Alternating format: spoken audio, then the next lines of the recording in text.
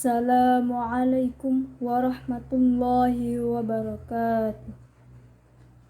Alhamdulillahilladzi ja'alal fata quwwatan syadidan wassalaman ala nabiyil mustafa wa ala alihi wa ashabihi rasulillahi ajma'in amma ba'd. Saudara-saudaraku sebangsa dan setanah air yang insya Allah selalu dirahmati oleh Allah dan selalu dalam lindungannya. Keluarga merupakan potret miniatur sekaligus cerminan dan tatanan sebuah masyarakat. Bila keluarga baik, maka akan baik pula masyarakat dan bangsa tersebut. Sebaliknya, jika institusi keluarga rusak, rumah tangga hancur, ini merupakan isyarat awal dari kehancuran sebuah bangsa. Demikian itu merupakan ungkapan dari Syekh Aidil Fatih Abdullah dalam karyanya Buyutana Kama Yajibu Antakuna. Ungkapan tersebut menggambarkan bahwa betapa pentingnya peran keluarga dalam membangun sebuah bangsa. Jika kita menginginkan bangsa yang baik, maka bangunlah keluarga yang islami, rumah tangga yang Qur'ani, sosok ayahanda yang bijak dan berwibawa, serta sosok ibu yang lembut dan penyantun. Namun, seiring dengan perkembangan zaman, keluarga tidak lagi dibangun atas dasar cinta dan iman, namun atas dasar nafsu dan kepalsuan. Keluarga yang kita harapkan menjadi madrasatul ula justru menjadi tempat persinggahan semata. Oleh sebab itu, tidak mustahil rumah tangga yang seperti ini akan melahirkan generasi perampok, penjilat, para koruptor, serta sampah masyarakat yang pada akhirnya akan meruntuhkan istana bangsa. Maka pada kesempatan ini saya akan menyampaikan sedikit syarahan dengan judul Peran Keluarga dalam Membentuk Generasi yang Qur'ani, dengan rujukan surah An-Nisa ayat 9 yang berbunyi, A'udzu billahi minasy syaithanir rajim. Bismillahirrahmanirrahim. وَلْيَخْشَ الَّذِينَ لَوْ تَرَكُوا مِنْ خَلْفِهِمْ ذُرِّيَّةً ضِعَافًا خَافُوا عَلَيْهِمْ فَلْيَتَّقُوا اللَّهَ وَلْيَقُولُوا قَوْلًا سَدِيدًا. Yang artinya, dan hendaklah takut kepada Allah orang-orang yang seandainya meninggalkan di belakang mereka anak-anak yang lemah, yang mereka khawatir terhadap kesejahteraan mereka. Oleh sebab itu, hendaklah mereka bertakwa kepada Allah dan hendaklah mereka mengucapkan perkataan yang benar. Saudara-saudaraku sebangsa dan setanah air yang dirahmati Allah, menurut Imam At-Tabari dalam tafsir Jami'ul Bayan, Fakhruddin Ar-Razi dalam tafsir Al-Kabir, serta para pakar tafsir lainnya mengatakan bahwa ayat tadi hanyalah ditunjukkan kepada orang yang telah berusia lanjut, sakit-sakitan, serta memiliki tanda-tanda kematian. Namun, menurut Muhammad Said Tontowi dalam tafsir Al-Wasit, ayat ini merupakan peringatan kepada semua orang untuk cemas, khawatir, serta takut untuk meninggalkan generasi yang lemah. Kemudian saudaraku, pakar tafsir Indonesia Muhammad Quraisy Shihab mengatakan du'afan bermakna lemah harta.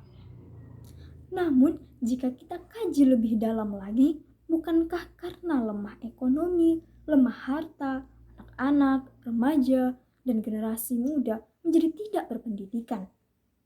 Nah, akhirnya lahirlah kebodohan, kemudian keterbelakangan, anak-anak menjadi buta huruf, anak-anak tidak mengenal agama, dan yang lebih tragisnya lagi, anak-anak tidak pernah mengenal dengan Al-Quran. Na'udzubillahi min dzalik.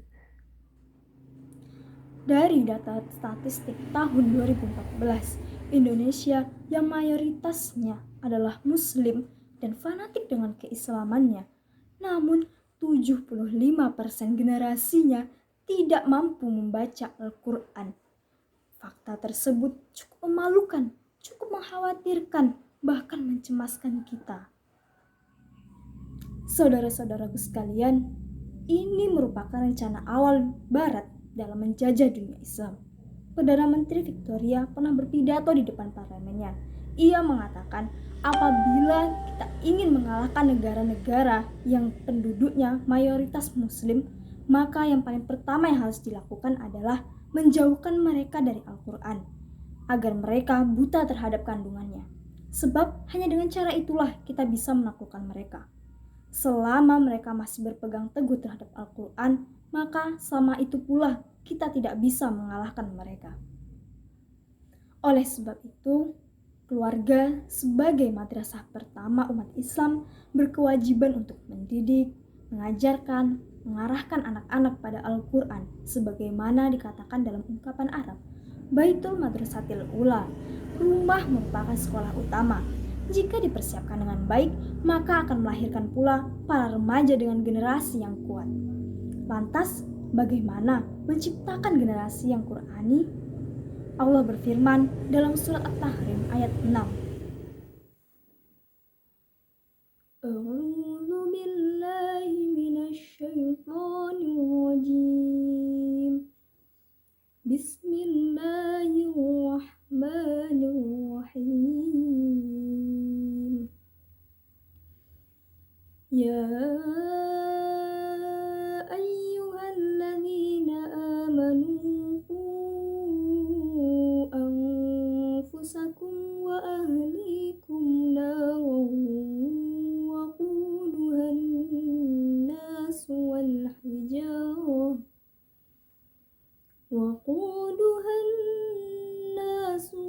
hijarah alaiha malaikatun ghiladun syidadun la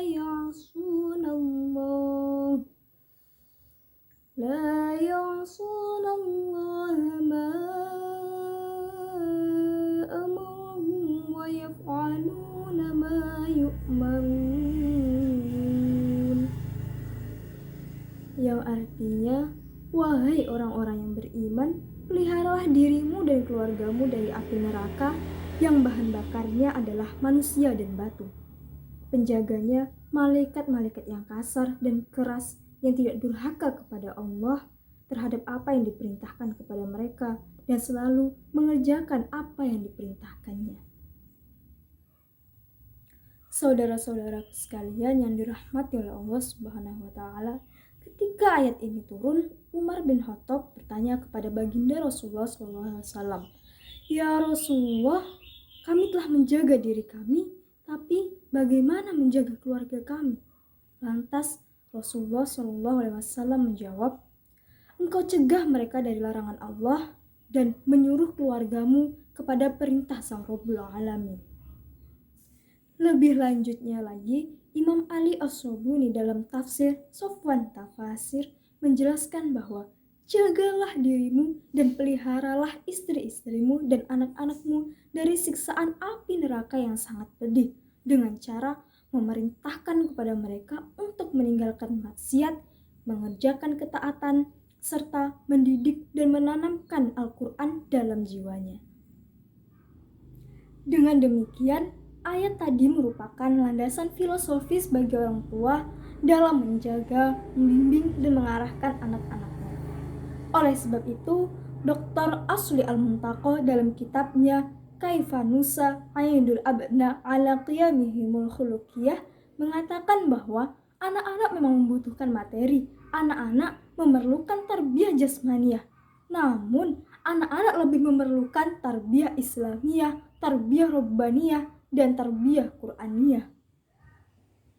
Sejarah telah membuktikan, bukankah orang seperti Alfredo Timothy, seorang mafia kelas kakap dunia, Johnson the Lion Boy, seorang La Cosa Nostra Amerika, kemudian Kazuo Nomigoki, seorang yakuza Jepang, dan Lee Tiger Lee yang merupakan preman Hong Kong, telah menciptakan keonaran dunia, membajak pesawat, menjadi gombong narkoba, kemudian memperjualbelikan wanita. Ternyata mereka adalah sosok anak-anak muda yang terlahir dari rahim ibundanya yang tak betah di rumah, hidup dalam kemegahan, bergelimangan harta, namun tak pernah tersentuh kasih sayang dari orang tuanya. Sebaliknya, Muhammad bin Idris atau yang kita kenal dengan Imam Syafi'i, beliau tumbuh dari keluarga yang sederhana, dibesarkan dalam kondisi yang pas-pasan, namun dengan kasih sayang dan tarbiyah Qur'aniyah mengantarkan beliau menjadi tokoh dan ulama besar dalam peradaban Islam. Nabi Muhammad SAW bersabda, An Abi Hurairah radhiyallahu anhu anna Rasulullah sallallahu alaihi wasallam qala kullu mauludin yuladu 'ala al-fitrah fabwahu yuhawwidanihi aw yunassiranihi aw yumajjisanihi. Setiap anak yang dilahirkan dalam keadaan suci atau fitrah, maka orang tuanya lah yang menjadikannya Yahudi, Nasrani maupun Majusi. Hadis riwayat Ahmad ibnu Hanbal. Saudara-saudaraku sekalian yang insya Allah selalu dirahmati oleh Allah Subhanahu wa Ta'ala, akhir dari syarahan ini dapat kita simpulkan bahwa keluarga merupakan benteng utama umat Islam. Jika kita mendambakan masyarakat yang taat, umat yang hebat, bangsa yang kuat, maka mari ciptakan keluarga-keluarga yang sakinah yang menjadikan Al-Quran sebagai pedoman, manhaj dan jalan hidup. Serta didiklah anak-anak dengan tarbiyah Islamiyah, tarbiyah Rabbaniyah, dan tarbiyah Qur'aniyah.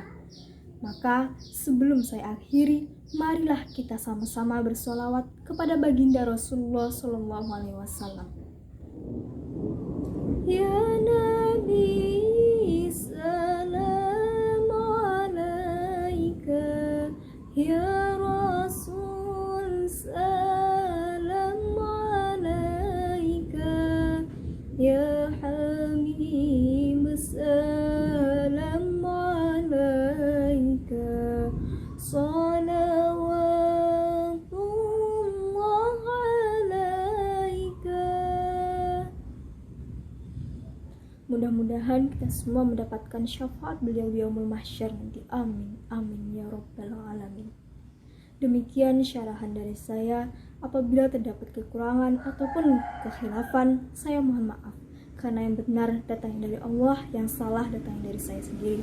Saya akhiri dengan wabillahi taufiq wal hidayah. Wassalamualaikum warahmatullahi wabarakatuh.